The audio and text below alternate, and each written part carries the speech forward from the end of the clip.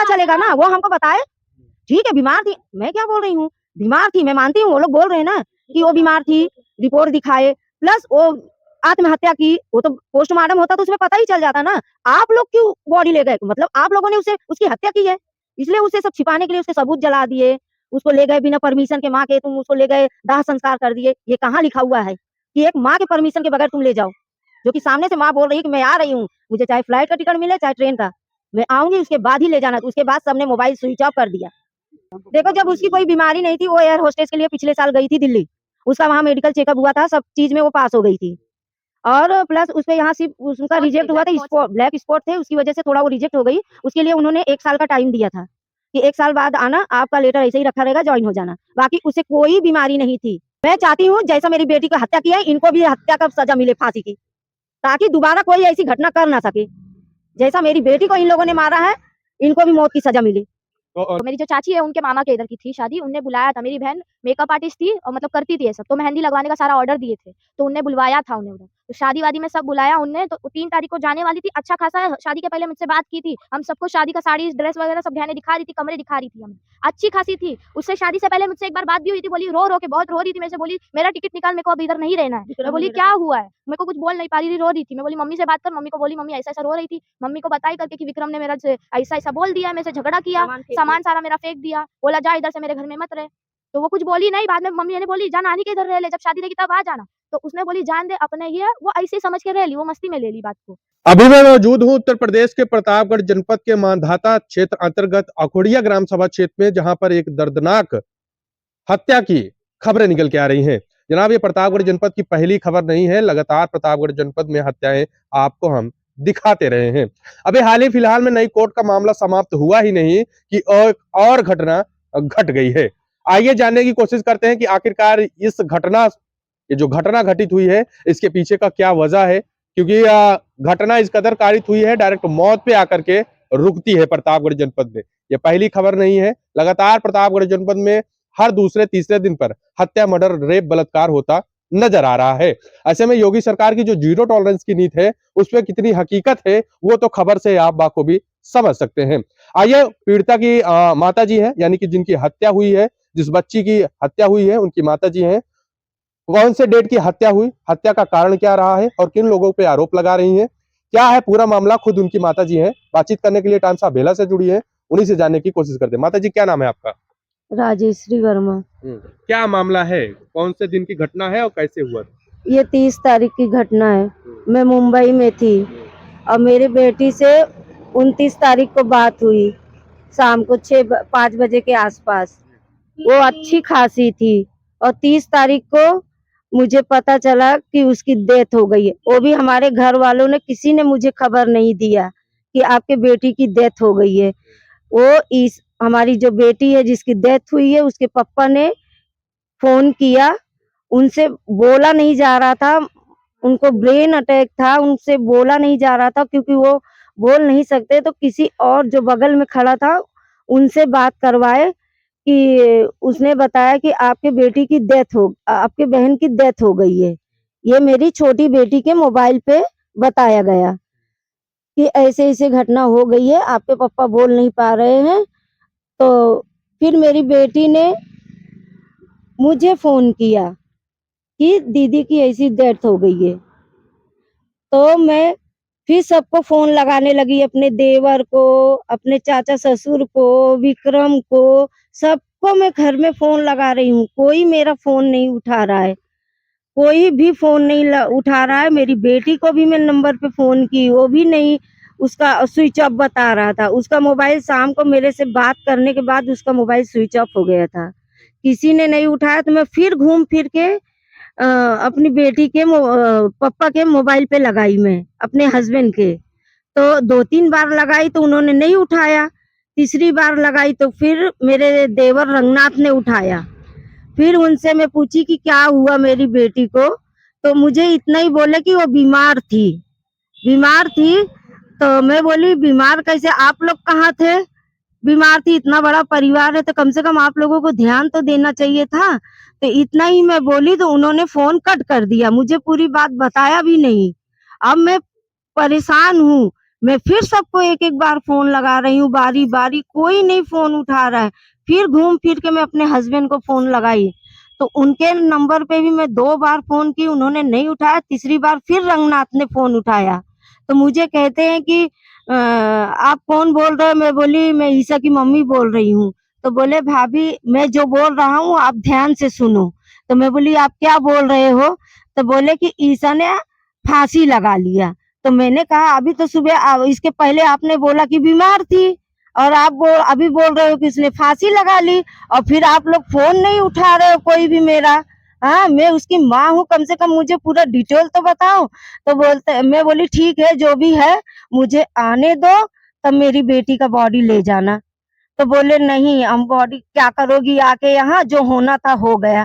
तो मैंने कहा ऐसे कैसे आप बोल रहे हो, मैं उसकी माँ हूँ, मैं अपनी बेटी को देख नहीं सकती, उसका बॉडी जलाना नहीं। तो उसने फोन कट कर दिया। फिर उसके बाद कोई भी फोन नहीं उठा रहा, मैं सबको बार बार फोन कर रही हूँ। मेरी भाभी ने भी बोला कि उसकी बॉडी मत ले जाना। मेरी मम्मी यही थी पंडितपुर में ही, वो फोन की विक्रम को कि तुम लोग बॉडी मत ले जाना, मैं बस पहुंची रही हूँ 10-15 मिनट में, पर उन लोगों ने कुछ सुना ही नहीं।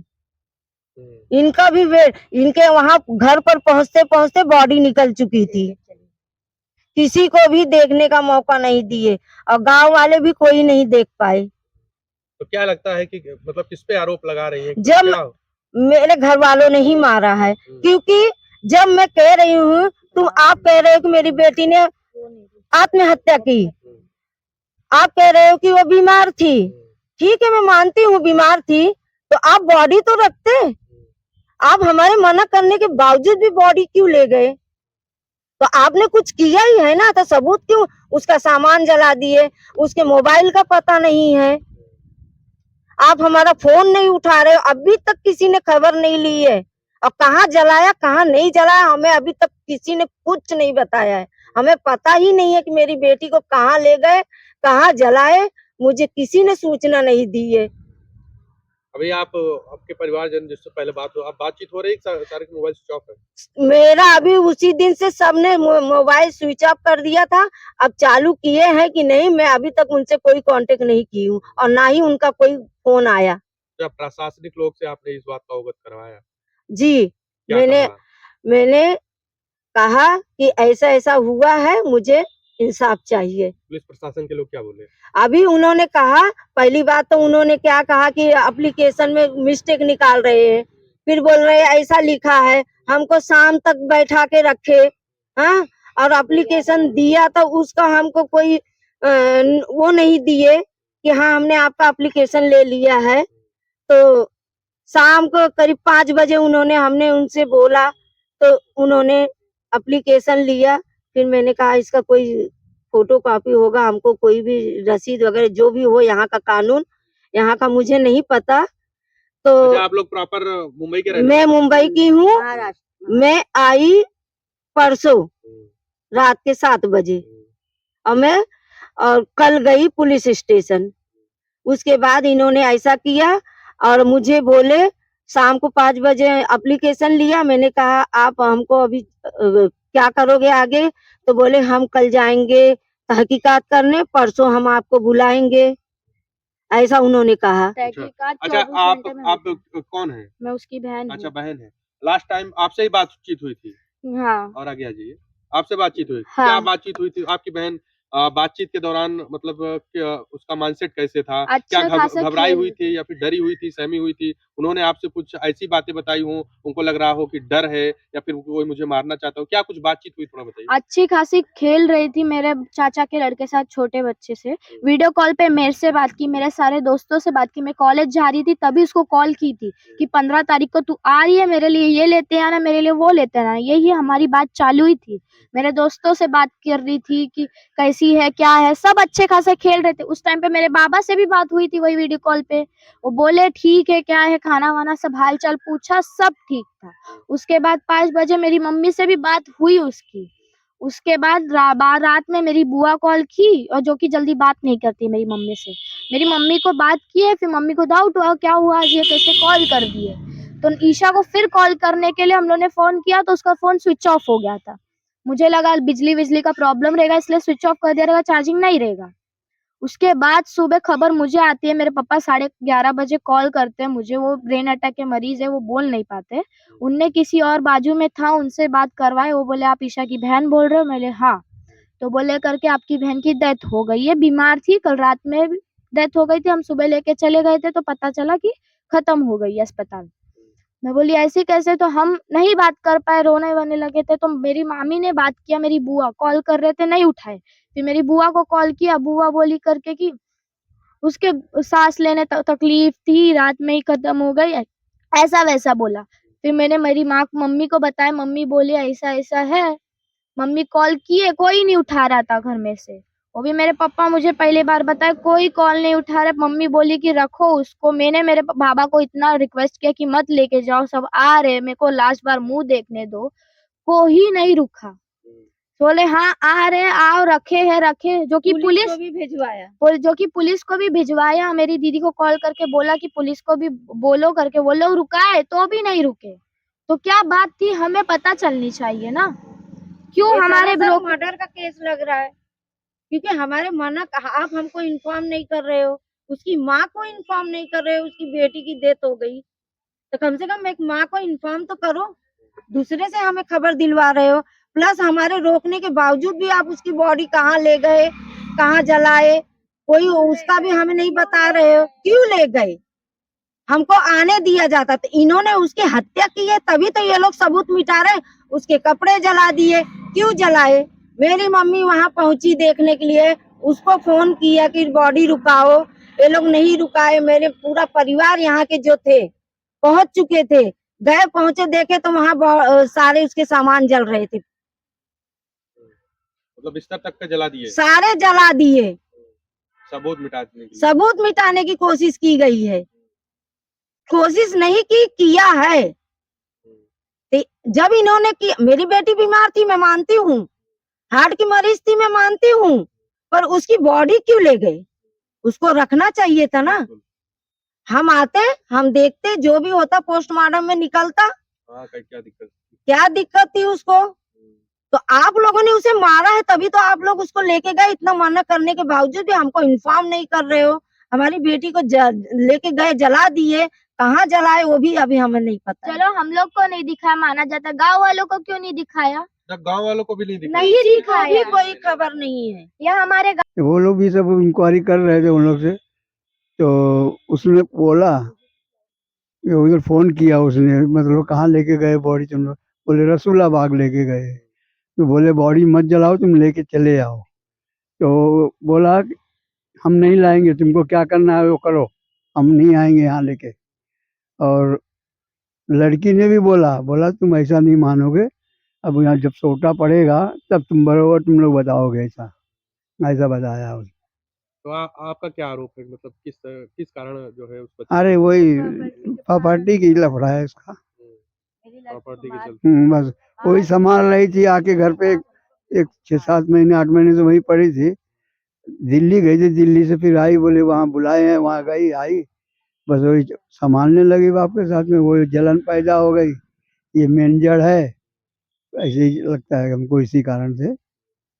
क्या माता जी क्या कहना चाह रही थी? क्योंकि देखो, वो विक्रम है और नीलम और उसके चाचा और उसकी छोटी बेटी रंगनाथ की, और ये लोग उसे टॉर्चर करते थे कि तुम करते थे कि तुम अपना घर बना के रहो, जो कि उसके बाप का ही बनाया हुआ घर था। उसके कई बार विक्रम ने सामान फेंक दिए थे, उसको मारने दौड़ा था, उसको धमकी दिया था, जान से मार दूंगा। 1-2 बार ऐसा उसने बोला भी था, मेरे को रो रो के उसने बताया भी फोन पे 1 हफ्ता पहले। हाँ, तो मैं बोली तू इतना उधर सुन रही है तो चली आना, या तो नानी के पास चली जा। तो बोली मम्मी जाने दे, ये अभी ये 3 तारीख का शादी है, अटेंड करके मैं 15 तारीख को नानी के साथ चली आऊंगी। हाँ, शादी किसकी थी? शादी मेरे चाचा के लड़के की थी, चाचा के लड़के की थी। एक 3 तारीख को था, किसका था मुझे नहीं पता। आज 3 है ना। जो चाचा है, और मेरी जो चाची है उनके मामा के इधर की थी शादी। उनने बुलाया था, मेरी बहन मेकअप आर्टिस्ट थी और मतलब करती थी ये सब, तो मेहंदी लगवाने का सारा ऑर्डर दिए थे, तो उनने बुलवाया था उन्हें उधर। तो शादी वादी में सब बुलाया उनने, तो 3 तारीख को जाने वाली थी। अच्छा खासा शादी के पहले मुझसे बात की थी, हम सबको शादी का साड़ी ड्रेस वगैरह सब गहने दिखा रही थी, कमरे दिखा रही थी हमें, अच्छी खासी थी। उससे शादी से पहले मुझसे एक बार बात भी हुई थी, बोली रो रो के बहुत रो रही थी मेरे से, बोली मेरा टिकट निकाल, मेरे को अब इधर नहीं रहना है। मैं बोली क्या हुआ है, मेरे को कुछ बोल नहीं पा रही थी, रो रही थी। मैं बोली मम्मी से बात कर, मम्मी को बोली मम्मी ऐसा ऐसा रो रही थी, मम्मी को बताई करके कि विक्रम ने मेरा से ऐसा ऐसा बोल दिया, मेरे से झगड़ा किया, सामान सारा मेरा फेंक दिया, बोला जा इधर से मेरे घर में मत रहे। तो वो कुछ बोली नहीं, बाद में मम्मी ने बोली जा नानी के इधर रह ले, जब शादी रहेगी तब आ जाना। तो उसने बोली जान दे अपने ही है, वो ऐसे ही समझ के रह ली, वो मस्ती में ले ली बात को। तो अब क्या पता था इन लोग की क्या बात थी। अच्छा, उन्होंने कहा कि आपकी बच्ची जो है बीमार थी, उसको मेडिकल ले गया, उसकी कुछ रिपोर्ट वगैरह। देखो, जब उसकी कोई बीमारी नहीं थी, वो एयर होस्टेस के लिए पिछले साल गई थी दिल्ली, उसका वहाँ मेडिकल चेकअप हुआ था, सब चीज में वो पास हो गई थी। और प्लस उसपे यहाँ सिर्फ उसका स्पॉट थे, रिजेक्ट हुआ ब्लैक था, स्पॉट्स थे। ब्लैक स्पॉट थे, उसकी वजह से थोड़ा वो रिजेक्ट हो गई। उसके लिए उन्होंने 1 साल का टाइम दिया था कि 1 साल बाद आना, आपका लेटर ऐसे ही रखा रहेगा, ज्वाइन हो जाना। बाकी उसे कोई बीमारी नहीं थी। ये सब ये लोग बात का बतंगड़ बना रहे हैं। जब उसे बीमारी थी तो आप जलाए क्यों? आप उसकी बॉडी ले क्यों गए? ठीक है, मैं मानती हूँ बीमार थी, तो उसकी बॉडी तो रखना चाहिए ना। मेडिकल वो रिपोर्ट वगैरह कुछ दिखा है? मेडिकल, जब कोई बीमारी नहीं थी, जो थी नॉर्मल थी, हमने फेंक दिया नहीं, था। जैसे कि बोल रहे कि हॉस्पिटल ले गए तो। वो उनसे वही तो पता बात है चलेगा ना। ना, वो हमको बताए। ठीक है, बीमार थी, मैं क्या बोल रही हूँ, बीमार थी, मैं मानती हूँ। वो लोग बोल रहे हैं ना कि वो बीमार थी, रिपोर्ट दिखाए, प्लस वो आत्महत्या की, वो तो पोस्टमार्टम होता तो उसमें पता ही चल जाता ना। आप लोग क्यों बॉडी ले गए? मतलब आप लोगों ने उसे उसकी हत्या की है, इसलिए उसे सब छिपाने के लिए उसके सबूत जला दिए, उसको ले गए बिना परमिशन के, माँ के तुम उसको ले गए, दाह संस्कार कर दिए। ये कहाँ लिखा हुआ है कि एक माँ के परमिशन के बगैर तुम ले जाओ? जो कि सामने से माँ बोल रही है कि मैं आ रही हूँ, मुझे चाहे फ्लाइट का टिकट मिले चाहे ट्रेन का, मैं आऊंगी, उसके बाद ही ले जाना। तो उसके बाद सबने मोबाइल स्विच ऑफ कर दिया। फाइनली अब आप लोग क्या चाहते हो प्रशासन? मैं चाहती हूँ जैसा मेरी बेटी को हत्या की है, इनको भी हत्या का सजा मिले, फांसी की, ताकि दोबारा कोई ऐसी घटना कर ना सके। जैसा मेरी बेटी को इन लोगों ने मारा है, इनको भी मौत की सजा मिले। और घटना बेहद ही संगीन भी है और बड़ा ही सस्पेंस है पूरे मामले को लेकर। मुझे लगता है कि जब तक प्रशासनिक लोग गहन जांच नहीं करते तब तक हकीकत समझ में सामने नहीं आ पाएगी कि आखिरकार मामला क्या है। जिस तक पीड़िता परिवार माताजी हैं, बहन जी का आरोप है कि बिल्कुल स्वस्थ थी, ठीक थी। अगर वो बीमार थी, अगर हॉस्पिटल ले जाया गया तो उसकी कोई रिपोर्ट भी नहीं दे रहे हैं परिवारजन। और उसको जैसा कि माताजी बोल रही हैं कि जब हमने मना किया कि भैया अंतिम संस्कार के लिए मत ले जाइए, हमारे आने के बाद ही अंतिम संस्कार होगा, लेकिन जबरन घरे वाले पीड़ित परिवार के परिजन जबरन ले जाकर के अंतिम संस्कार कर देते हैं और तमाम तरह की बातें निकल के आ रही हैं। ऐसे में अब जाँच के बाद ही पता चलेगा कि आखिरकार क्या मामला है। मेरा प्रतापगढ़ प्रशासन और तमाम आला अधिकारी से निवेदन है इस मामले को संज्ञान में लेते हुए विधिक कार्रवाई करें। बाकी इस खबर को लेकर के आपकी कोई राय हो, कमेंट सेक्शन पे अपनी राय ज़रूर साझा करिएगा। मिलते हैं एक नए खबर के साथ, नए मुद्दे के साथ, तब तक के लिए नमस्कार, जय हिंद।